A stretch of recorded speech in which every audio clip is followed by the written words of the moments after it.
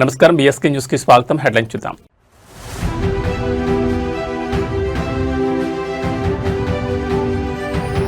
కుప్పంలో CM Chandrababu IT mark governance ప్రతిష్టాత్మక జననాయకుడు portal పరిశీలన.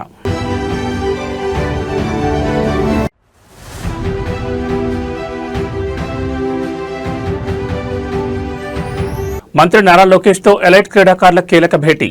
గత 5 ఏళ్ల చేదు అనుభవాలపై ప్లేయర్స్ ఆవేదన.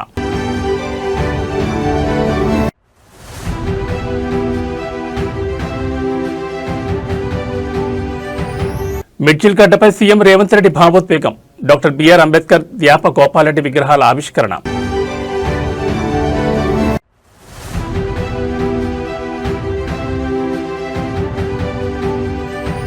కన్నెపల్లి పంప్ హౌస్ పర్యటనలో తీవ్ర ఉద్రిక్తత. పెంబర్తి వద్ద కేటీఆర్ కాన్వాయ్ను అడ్డుకున్న పోలీసులు. ఇక డీటెయిల్స్ చూస్తే ముఖ్యమంత్రి చంద్రబాబు నాయుడు కుప్పం పర్యటనలో పాలనాపరమైన సంస్కరణలకు, ప్రజా సమస్యల త్వరితగతిన పరిష్కారానికి అత్యంత ప్రాధాన్యమిస్తున్నారు. ఇందులో భాగంగానే కుప్పం నియోజకవర్గ కేంద్రంలోని తెలుగుదేశం పార్టీ కార్యాలయాన్ని ముఖ్యమంత్రి సందర్శించారు. అక్కడ ప్రజల నుంచి వినతులు స్వీకరించి వాటిని ఆన్లైన్ ద్వారా ట్రాక్ చేసేందుకు ప్రతిష్టాత్మకంగా నిర్వహిస్తున్న జననాయకుడు కార్యక్రమం పనితీరును ఆయన స్వయంగా తనిఖీ చేశారు. ప్రజలిచ్చిన ఒక్కో అర్జీ ఏ దశలో ఉంది, వాటికి ఐటీ యంత్రాంగం ఎలా స్పందిస్తోంది అనే అంశాలపై సీఎం క్షేత్రస్థాయి పరిశీలన చేశారు. ముఖ్యమంత్రి చంద్రబాబు నాయుడు కుప్పం పర్యటనలో పాలనాపరమైన సంస్కరణలకు, ప్రజా సమస్యల త్వరితగతిన పరిష్కారానికి అత్యంత ప్రాధాన్యమిస్తున్నారు. ఇందులో భాగంగానే కుప్పం నియోజకవర్గ కేంద్రంలోని తెలుగుదేశం పార్టీ కార్యాలయాన్ని ముఖ్యమంత్రి సందర్శించారు. అక్కడి ప్రజల నుంచి వినతులు స్వీకరించి వాటిని ఆన్లైన్ ద్వారా ట్రాక్ చేసేందుకు ప్రతిష్టాత్మకంగా నిర్వహిస్తున్న జననాయకుడు కార్యక్రమం పనితీరును ఆయన స్వయంగా తనిఖీ చేశారు. ప్రజలు ఇచ్చిన ఒక్కో అర్జీ ఏ దశలో ఉంది, వాటికి ఐటీ యంత్రాంగం ఎలా స్పందిస్తోంది అనే అంశాలపై సీఎం క్షేత్రస్థాయి పరిశీలన చేశారు.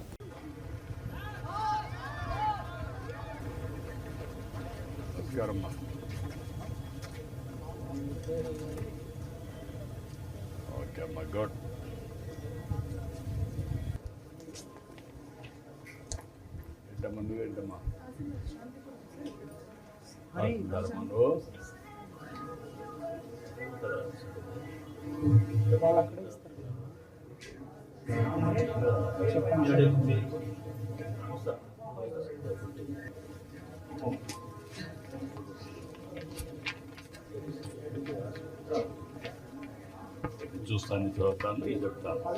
సమస్య అర్థమైంది, ఏం చేయాలి చెప్తాను. ఏంటమ్మా మీరెంత కలిసి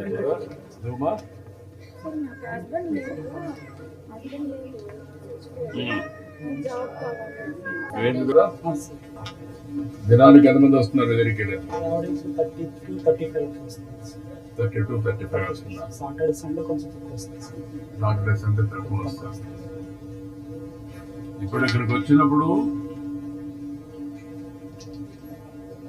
ఇది MRO, RDO issue, revenue, 3 revenue వచ్చాయి. ఈ 3 రెవెన్యూలో ఎట్లా ఇది చేస్తాం? 4 కౌంటర్లో వచ్చాయి. పార్టీ గొడవ కూడా నీదే, అవునా?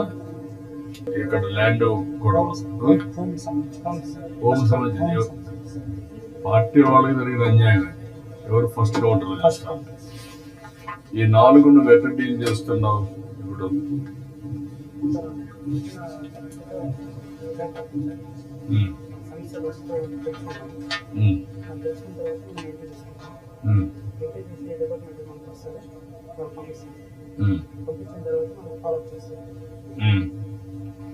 ఫాలో అప్ ఎట్ చేస్తున్నావు?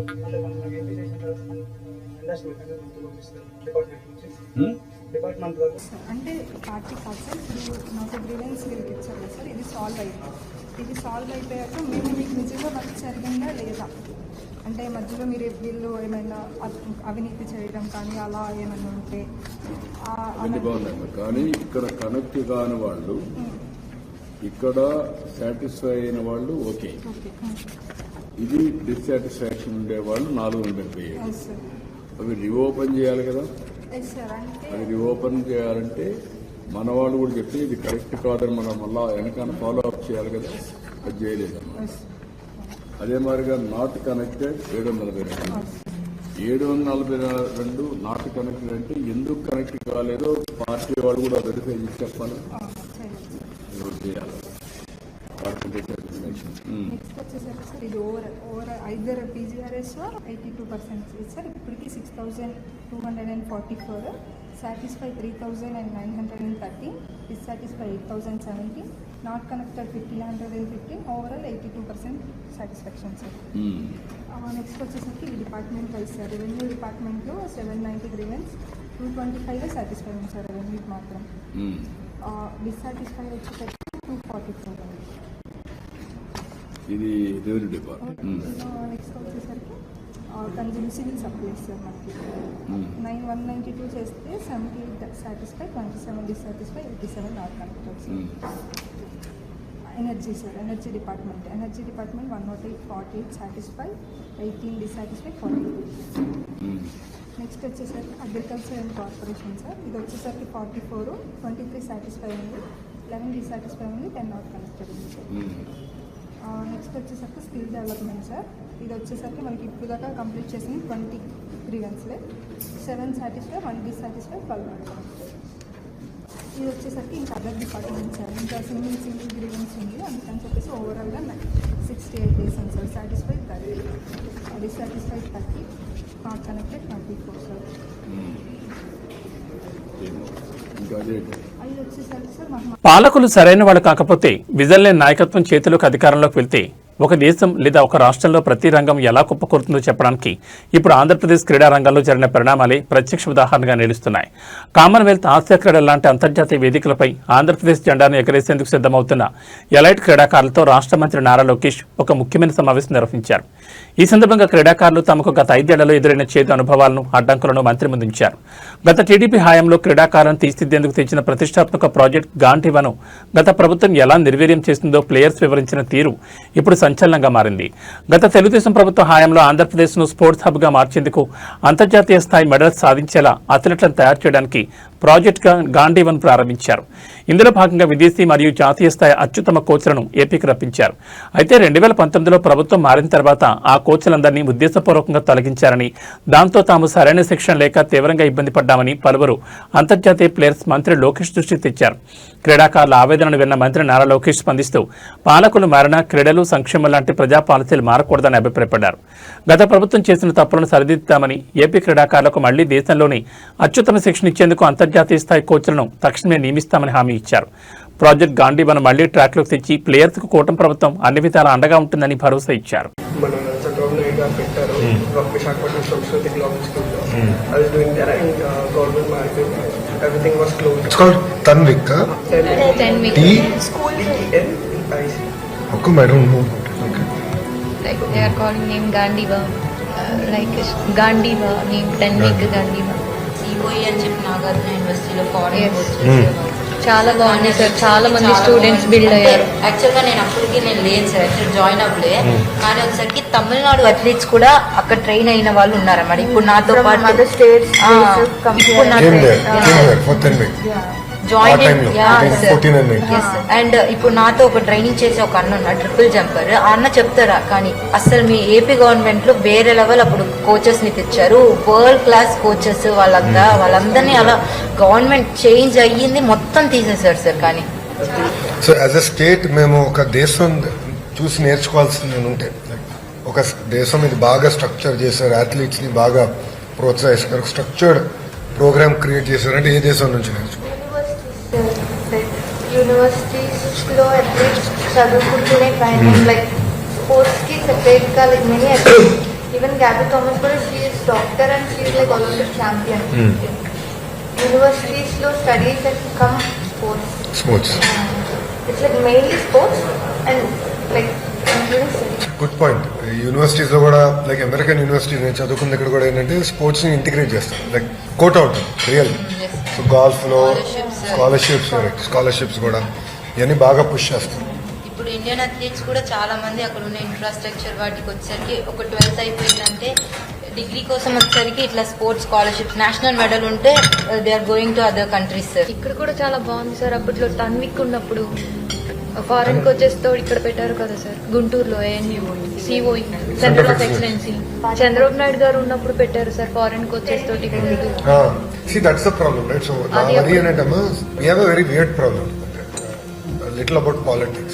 I'm not here to criticize any government, but the problem what I notice is continuity undatledu. So, policy continuity undadu. Biggest problem is predictability of policy ante manaki easy avuthundi life. So అందుకే నేను ఆలోచించేది ఏంటంటే అసలు government should be an enabler. So government ఏం చేయగలుగుతుంది? I can give land, I can build sports ఎకో సిస్టమ్, then I should give it off to O N M. Operations and maintenance, give it to a good partner like a JSW or like Reliance. And suppose you run it, you manage it.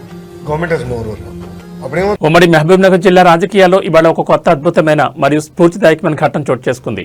Midjil మండల కేంద్రంలో ఇవాళ పండగ వాతావరణం నెలకొంది. భారత రాజ్యాంగ నిర్మాత, సామాజిక విప్లవకారుడు బాబాసాహెబ్ డాక్టర్ బిఆర్ అంబేద్కర్ తో పాటు పాలమూరు ప్రజల గుండెల్లో చెరగని ముద్ర వేసుకున్న మాజీ ఎమ్మెల్యే దివంగత నేత ద్యాప గోపాల్ రెడ్డి విగ్రహాలను ముఖ్యమంత్రి రేవంత్ రెడ్డి స్వయంగా ఆవిష్కరించారు. మిడ్జిల్లోని వెల్చాల క్రాస్ రోడ్ వద్ద ఏర్పాటు చేసిన ఈ విగ్రహాల ఆవిష్కరణ కార్యక్రమానికి సీఎం రాకతో నియోజకవర్గ వ్యాప్తంగా కాంగ్రెస్ శ్రేణులు, అభిమానులు, సామాజిక సంఘాల నేతలు వేలాదిగా తరలివచ్చారు. అంబేద్కర్ ఆశయాలను ద్యాప గోపాల్ రెడ్డి ప్రజాసేవను కొనియాడుతూ సీఎం రేవంత్ రెడ్డి చేసిన ప్రసంగం ఇప్పుడు ఉమ్మడి జిల్లా వ్యాప్తంగా మారుమోగుతోంది. మిడ్జిల్ మండలంలోని వెల్చాల క్రాస్ రోడ్ జంక్షన్ వద్ద ఈ విగ్రహాల ఏర్పాటుపై గత కొంతకాలంగా స్థానికంగా భారీ ఏర్పాట్లు జరుగుతున్నాయి. శనివారం నాటి పర్యటనలో భాగంగా ప్రత్యేక హెలికాప్టర్ ద్వారా చేరుకున్న ముఖ్యమంత్రి రేవంత్ రెడ్డికి స్థానిక ప్రజాప్రతినిధులు, బ్యూరోక్రాట్లు ఘనస్వాగతం పలికారు. అనంతరం నేరుగా వెల్చాల క్రాస్ రోడ్డుకు చేరుకున్న ముఖ్యమంత్రి వేద మంత్రోచ్చారణలు, అభిమానుల జయజయధ్వానాల మధ్య డాక్టర్ బిఆర్ అంబేద్కర్ విగ్రహాన్ని, అలాగే గుడిగానిపల్లి గోపాల్ రెడ్డిగా ప్రజాదరణ పొందిన మాజీ ఎమ్మెల్యే ద్యాప గోపాల్ రెడ్డి విగ్రహాలను ఆవిష్కరించి పూలమాలలు వేశారు. ఈ సందర్భంగా సీఎం రేవంత్ రెడ్డి మాట్లాడుతూ అంబేద్కర్ కల్పించిన రాజ్యాంగ స్ఫూర్తి వల్లే ఇవాళ తెలంగాణలో ప్రజాప్రభుత్వం సాధ్యమైందని కొనియాడారు. అలాగే ద్యాప గోపాల్ రెడ్డి పదవుల్లో ఉన్న లేకపోయినా సామాన్యుడి కష్టసుఖాల్లో తోడుగా నిలిచిన అసలైన ప్రజానాయకుడని, ఆయన రాజకీయ జీవితం నేటి తరం నాయకులకు ఆదర్శమని స్పష్టం చేశారు. పాలమూరు జిల్లా అభివృద్ధికి, ఈ ప్రాంత ప్రాజెక్టుల పూర్తికి తమ ప్రభుత్వం కట్టుబడిందని సీఎం పునరుద్ఘాటించారు. ఈ కార్యక్రమంలో ఉమ్మడి జిల్లాకు చెందిన పలువురు మంత్రులు, ఎమ్మెల్యేలు, ప్రజాప్రతినిధులు పెద్ద ఎత్తున పాల్గొన్నారు.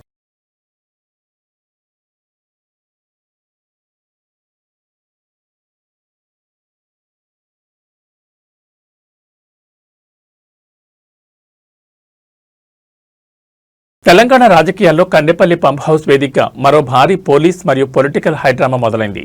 కాళేశ్వరం కన్నెపల్లి పంప్ హౌస్ పర్యటనకు బయలుదేరిన బీఆర్ఎస్ వర్కింగ్ ప్రెసిడెంట్ కేటీఆర్ పర్యటనను అడ్డుకోవడానికి కాంగ్రెస్ ప్రభుత్వం శతవిధాలా ప్రయత్నిస్తోందన్న వార్త ఇప్పుడు రాష్ట్ర వ్యాప్తంగా దావానాలా వ్యాపించింది. హైదరాబాద్ వరంగల్ జాతీయ రహదారిపై పోలీసులు భారీ ఎత్తున మోహరించారు. పలుచోట్ల బారికేడ్లు పెట్టి వస్తున్న బీఆర్ఎస్ నాయకులు, కార్యకర్తలు, రైతుల వాహనాలు అడ్డుకుంటున్నారు. ఈ క్రమంలోని జనగాం జిల్లా పెంబర్తి వద్ద పోలీసులు కేటీఆర్ కాన్వాయ్ను బారికేడ్లు పెట్టి అడ్డుకోవడంతో ఒకసారిగా అక్కడ రణరంగం సృష్టించబడింది. కన్నెపల్లి పంప్ హౌస్ దుస్థితిని, అక్కడి క్షేత్రస్థాయి వాస్తవాలను ప్రజలకు చూపేందుకు కేటీఆర్ ఈ పర్యటనకు శ్రీకారం చుట్టారు. అయితే ఈ పర్యటనకు అనుమతి లేదంటూ వరంగల్ హైవే పొడవునా పోలీసులు పెట్రోలింగ్ పెంచారు. ముఖ్యంగా పెంబర్తి వద్దకు కేటీఆర్ కాన్వాయ్ చేరుకోగానే వందలాది మంది పోలీసులు ఒక్కసారిగా బారికేడ్లను అడ్డం పెట్టారు. దీంతో కేటీఆర్ కాన్వాయ్తో పాటు వస్తున్న వందలాది బీఆర్ఎస్ వాహనాలు నిలిచిపోయాయి. వాహనాలు అడ్డుకోవడంపై తీవ్ర ఆగ్రహం వ్యక్తం చేసిన కేటీఆర్ మరియు ముఖ్య నాయకులు కార్ల నుంచి కిందకు దిగి పోలీసులతో వాగ్వాదానికి దిగారు. తాము శాంతియుతంగా పర్యటనకు వెళ్తుంటే ఎందుకు అడ్డుకుంటున్నారని, కాంగ్రెస్ ప్రభుత్వం తమ వైఫల్యాలను కప్పిపుచ్చుకోవడానికి పోలీసులను వాడుకుంటోందని మండిపడ్డారు. ఈ విషయం తెలియడంతో పెంబర్తి బారికేడ్ల వద్దకు స్థానిక బీఆర్ఎస్ శ్రేణులు, రైతులు భారీగా చేరుకుంటూ పోలీసుల ఆంక్షలను ఛేదించేందుకు ప్రయత్నిస్తున్నారు.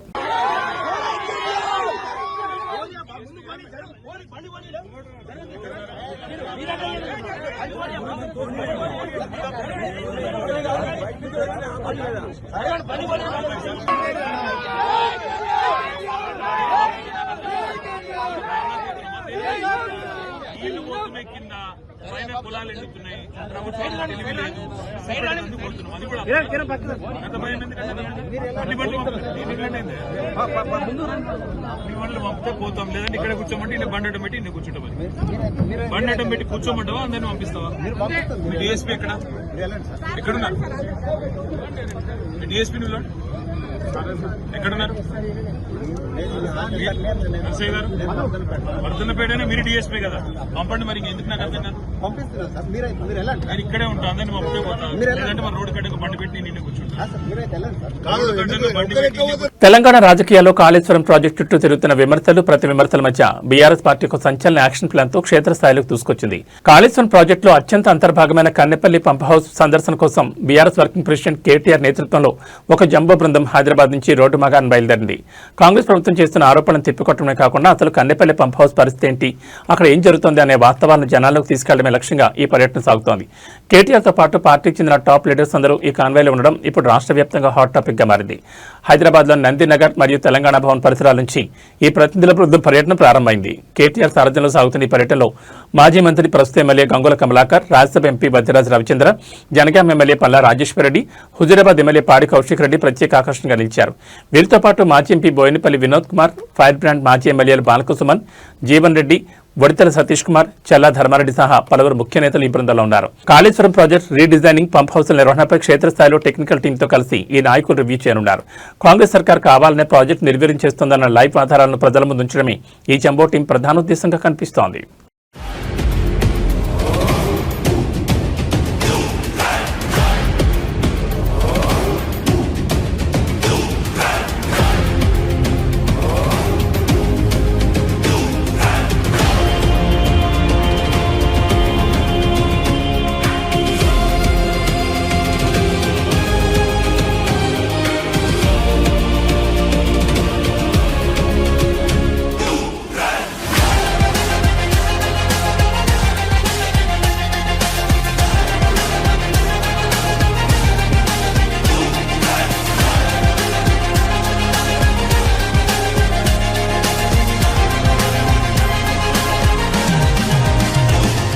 నల్గొండ జిల్లాలో జాతీయ రహదారిపై మరోసారి నెత్తురు చెందింది. మితిమీరిన వేగం, ఒక ప్రైవేట్ బస్ డ్రైవర్ నిర్లక్ష్యం ఒకే కుటుంబానికి చెందిన నలుగురి సజీవ సమాధికి కారణమైంది. చిట్యాల మండలం పెదకాపర్తి వద్ద ఇవాళ అత్యంత ఘోరమైన రోడ్డు ప్రమాదం సంభవించింది. అదుపు తప్పిన ఒక ప్రైవేట్ బస్సు ప్రయాణికులతో వెళ్తున్న స్విఫ్ట్ కారును ఎదురుగా వచ్చి అత్యంత బలంగా ఢీకొట్టింది. ఈ భీకర ప్రమాద తాకిడికి కారు పూర్తిగా నుచ్చునుచ్చైంది. అందులో ప్రయాణిస్తున్న ఒకే కుటుంబానికి చెందిన నలుగురు వ్యక్తులు కారులోనే నలిగిపోయి అక్కడికక్కడే కన్నబూశారు. పెదకాపర్తి జాతీయ రహదారిపై ఈ ప్రమాదం జరిగిన వెంటనే స్థానికులు, తోటి వాహనదారులు తీవ్ర దిగ్భ్రాంతి గురయ్యారు. ప్రమాదం జరిగిన వేగానికి కారులోని ఎయిర్ బ్యాగులు తెరుచుకున్నప్పటికీ లాభం లేకుండా పోయింది.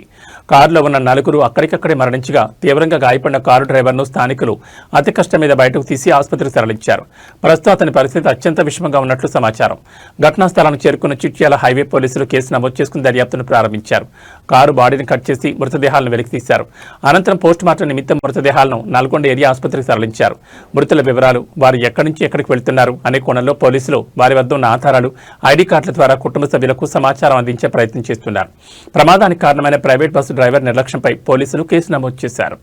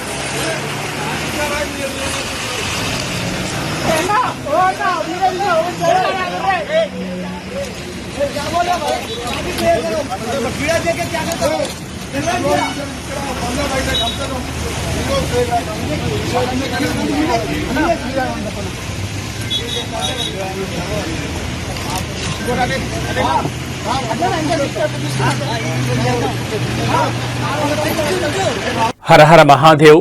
భంభం భోలీ నామస్మరణతో హిమగిరులు మారుమోగుతున్నాయి. హిందువుల అత్యంత పవిత్రమైన అమర్నాథ్ యాత్ర అత్యంత వైభవంగా కట్టుదిట్టమైన భద్రతా ఏర్పాట్ల మధ్య కొనసాగుతోంది. జమ్మూ కాశ్మీర్లో బాబా బర్పాని మంచులింగ దర్శనానికి భక్తులు పోటెత్తున్నారు. ఇందులో భాగంగానే జమ్మూలోని భగవతీ నగర్ బేస్ క్యాంప్ నుంచి అమర్నాథ్ యాత్రకు సంబంధించి 4వ బ్యాచ్ భక్తుల ప్రయాణం ప్రారంభమైంది. కేంద్ర బలగాలు, జమ్మూ కాశ్మీర్ పోలీసుల అత్యంత కఠినమైన నిఘా, రక్షణ వలయం మధ్య ఈ బ్యాచ్ పవిత్ర గుహాలయం వైపు అడుగులు వేసింది. ఇక యాత్ర ప్రారంభమైన తొలి 2 రోజుల్లోనే రికార్డు స్థాయిలో భక్తులు మొక్కులు చెల్లించుకున్నారు. అమర్నాథ్ యాత్రలో భక్తుల రక్షణ ధ్యేయంగా హోంశాఖ కరెంట్ అప్డేట్స్ నిరంతరం పర్యవేక్షిస్తోంది. తాజాగా బయలుదేరిన 4వ బ్యాచ్లో మొత్తం 6,731 మంది భక్తులు ఉన్నారు. వీరంతా ప్రత్యేక వాహన శ్రేణిలో సెక్యూరిటీ కాన్వాయ్ రక్షణలో బల్తాల్ మరియు పహల్గాం బేస్ క్యాంపుల వైపు ప్రయాణమయ్యారు. మరోవైపు ఈ ఏడాది అమర్నాథ్ యాత్రకు భక్తుల స్పందన ఊహించిన స్థాయిలో కనిపిస్తోంది. కేవలం యాత్ర ప్రారంభమైన తొలి 2 రోజుల్లోనే ఏకంగా 32,313 మంది భక్తులు పవిత్ర అమర్నాథ్ గుహాలయాన్ని సందర్శించి స్వామివారికి తమ మొక్కులు చెల్లించుకున్నట్లు అధికారిక గణాంకాలు చెబుతున్నాయి. వాతావరణం అనుకూలించడం, అంతటా డిజిటల్ రిజిస్ట్రేషన్, ట్రాకింగ్ మరియు అధునాతన సదుపాయాలు ఉండడంతో భక్తులు ఎలాంటి ఇబ్బందులు లేకుండా అత్యంత వేగంగా దర్శనాలు పూర్తి చేసుకుంటున్నారు.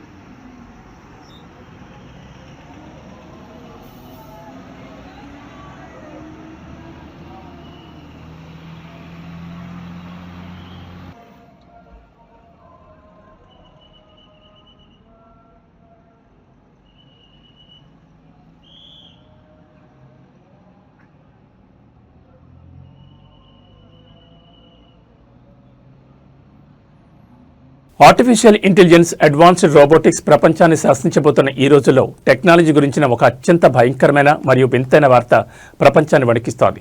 భవిష్యత్తులో రోబోలు మనుషులపై దాడులు చేస్తాయంటూ హాలీవుడ్ సినిమాలో చూసిన సీన్లు ఇప్పుడు నిజమవుతున్నాయా అనే అనుమానాలు వ్యక్తమవుతున్నాయి.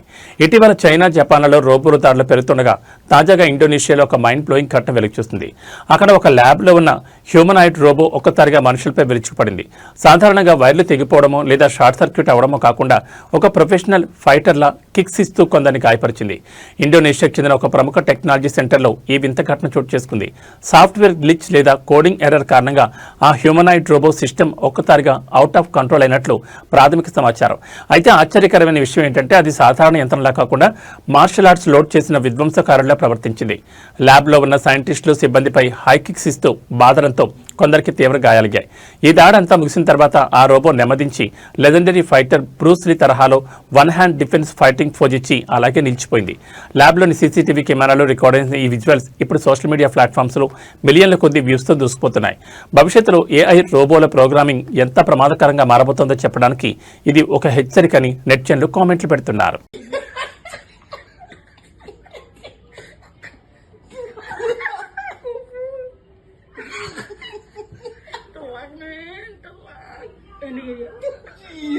దేశంలో వరుస అరెస్టులు ప్రతిపక్ష నేతలపై లేదా పౌర సమాజంపై సాగుతున్న కేసుల పర్వం ఇప్పుడు తీవ్రమైన చర్చకు దారితీస్తోంది. లీగల్ సిస్టమ్ను రాజకీయ అధికార దుర్వినియోగాన్ని ప్రశ్నిస్తూ నిరంతరం కళమెత్తే ప్రముఖ నటుడు ప్రకాష్ రాజ్ తాజాగా దేశంలో జరిగిన ఒక వివాదాస్పద అరెస్టుపై సోషల్ మీడియా వేదికగా విస్మయం వ్యక్తం చేశారు. దేశంలో ఒకే వ్యక్తి 4 బెయిళ్లు పొందిన 5వసారి అరెస్టు కావడం ఇదే తొలిసారి అంటూ ఆయన సంచలన వ్యాఖ్యలు చేశారు. అధికారంలో ఉన్నామన్న అహంకారంతో పదవి ఉందన్న ధీమాతో సిగ్గు లేకుండా మరో కేసు పెట్టి అరెస్ట్ చేయడం అత్యంత దారుణమని, మీరు మారంటూ పాలకులను ఉద్దేశించి ఆయన చేసిన ట్వీట్ ఇప్పుడు దేశవ్యాప్తంగా ట్రెండింగ్లోకి వచ్చింది. దేశంలో చట్టం, న్యాయం అమలవుతున్న తీరుపై, ముఖ్యంగా ఒకే వ్యక్తిని లక్ష్యంగా చేసుకుని వరుసగా కేసులు పెట్టడంపై లీగల్ సర్కిల్స్లో కూడా ఇవాళ పెద్ద ఎత్తున చర్చ నడుస్తోంది. ఒకే వ్యక్తి 4 వేర్వేరు కేసుల్లో కోర్టుల నుంచి న్యాయబద్ధంగా బెయిల్ పొందిన తర్వాత కూడా ఎలాగైనా సరే లోపలుంచాలనే పట్టుదలతో 5వసారి మరో కొత్త కేసును సృష్టించి అరెస్ట్ చేయడంపై ప్రకాష్ రాజ్ తీవ్ర అభ్యంతరం వ్యక్తం చేశారు. అధికార గర్వంతోనే ఇదంతా చేస్తున్నారని, వ్యవస్థలను తమకు నచ్చినట్లు వాడుకుంటున్నారని ఆయన తన ఎక్స్ ట్విట్టర్ ఖాతాలో నేరుగా పాలకులను టార్గెట్ చేశారు. మీరు మారరా అంటే ఆయన ముగించిన తీరు ప్రస్తుత రాజకీయ కక్ష సాధింపు చర్యలకు అద్దం పడుతోందని నెటిజన్లు కామెంట్లు పెడుతున్నారు. ప్రకాష్ రాజ్ చేసిన ఈ ట్వీట్కు సోషల్ మీడియాలో గంటల వ్యవధిలోని వేలాదిగా లైకులు, రీట్వీట్లు వస్తుండగా అటు అధికార పక్ష శ్రేణులు కూడా దీనిపై తమదైన శైలిలో కౌంటర్లు ఇస్తున్నాయి. ఇంకా ఎంత దిగజార్చాలండి?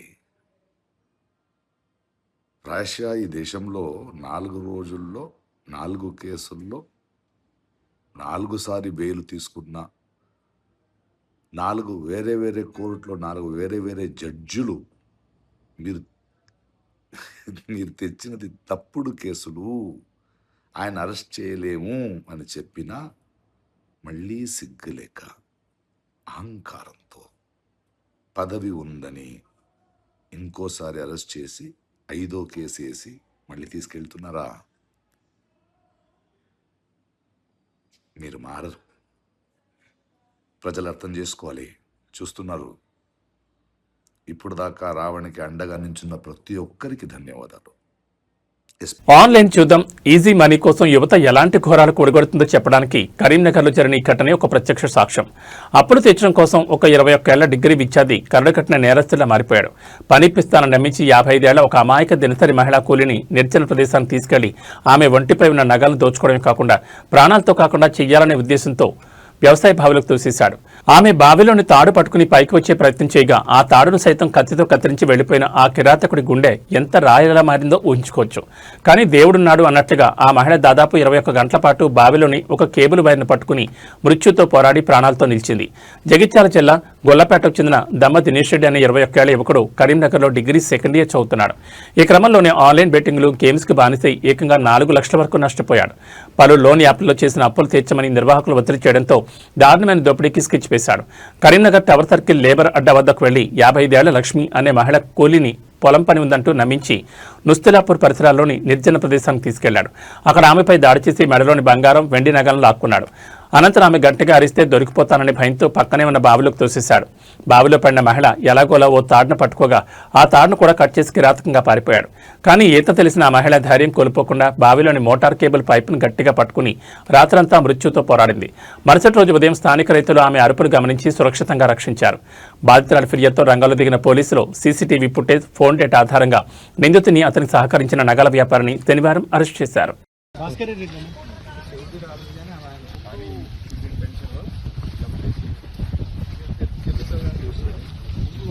అగ్రికల్చర్ ఫీల్డ్ దగ్గరనే వర్క్ ఉంటుందని చెప్పాడు కనుక సార్ ఆమె కోఆపరేట్ చేసింది సార్ ఇక్కడికి దాని అంటే రావడం.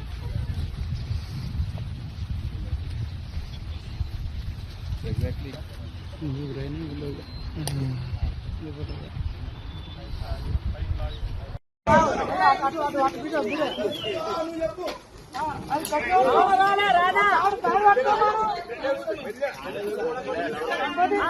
మళ్ళా లేస్తుంది. అటు ముందు అటు సమానంగా లేవాలి, సమానంగా.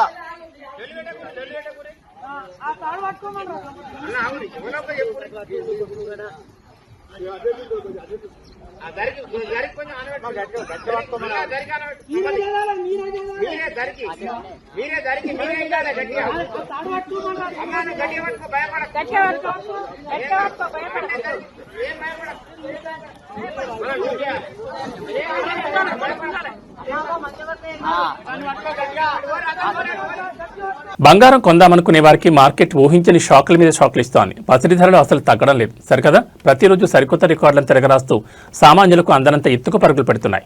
ఈ ఒక్క వారంలోనే బంగారం, వెండి ధరలు ఊహించని స్థాయిలో భారీగా ఎగబాకాయి. హైదరాబాద్ మార్కెట్లో 24 క్యారెట్ల మేలిం బంగారం ధర ఏకంగా 1,46,730 మార్కును తాక్క అటు వెండి కూడా కిలోకు ఏకంగా 15,000 రూపాయలు పెరిగి 2,60,000 రూపాయల ఆల్ టైమ్ రికార్డు క్రియేట్ చేసింది. గత కొద్ది రోజులుగా స్థిరంగా ఉన్న బులియన్ మార్కెట్ ఈ వారం ఒక్కసారిగా వేడెక్కింది. హైదరాబాద్లో 24 క్యారెట్ల 10 గ్రాముల బంగారం ధర ఏకంగా 2,780 రూపాయలు పెరిగి 1,46,730కి చేరుకుంది. అదేవిధంగా ఆభరణాల తయారీకి వాడి 22 క్యారెట్ల 10 గ్రాముల బంగారం ధర కూడా 2,550 ఎగబాకి 1,34,500 వద్ద ట్రేడ్ అవుతోంది. బంగారం కంటే వేగంగా వెండి ధరలు దూసుకుపోతున్నాయి. కేవలం వారం వ్యవధిలోనే కిలో వెండిపై 15,000 పెరిగి 2,60,000 రికార్డు స్థాయిని తాకింది. అంతర్జాతీయ మార్కెట్లో నెలకొన్న ఆర్థిక అనిశ్చితి, వివిధ దేశాల మధ్య ఉద్రిక్తతలు మరియు ద్రవ్యోల్బణ భయాల కారణంగా ప్రపంచవ్యాప్తంగా ఇన్వెస్టర్లు సురక్షిత పెట్టుబడిగా భావించి పత్తి వైపు మొగ్గు చూపుతున్నారు. ప్రపంచ దేశాల సెంట్రల్ బ్యాంకులు కూడా భారీగా బంగారాన్ని నిల్వ చేసుకుంటుండటంతో డిమాండ్ విపరీతంగా పెరిగిపోయింది. ఇదే ట్రెండ్ మరికొన్నాళ్ళు కొనసాగితే రానున్న రోజుల్లో ధరలు మరింత పెరిగే అవకాశం ఉందని మార్కెట్ నిపుణులు స్పష్టం చేస్తున్నారు.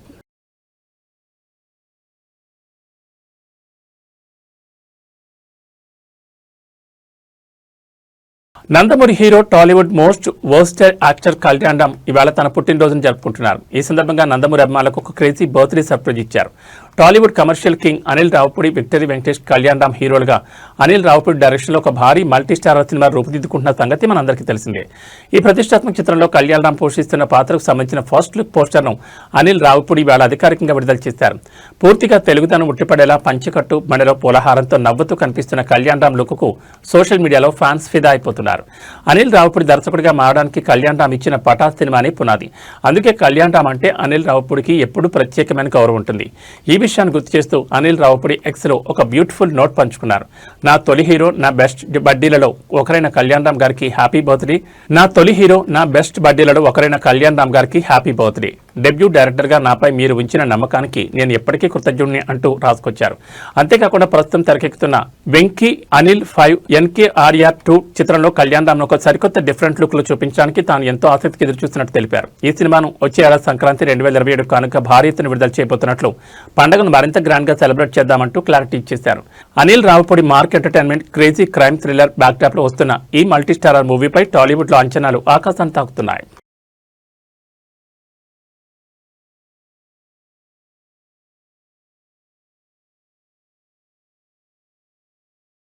ఏబీ బులెటిన్ విశేషాలు. నమస్కారం.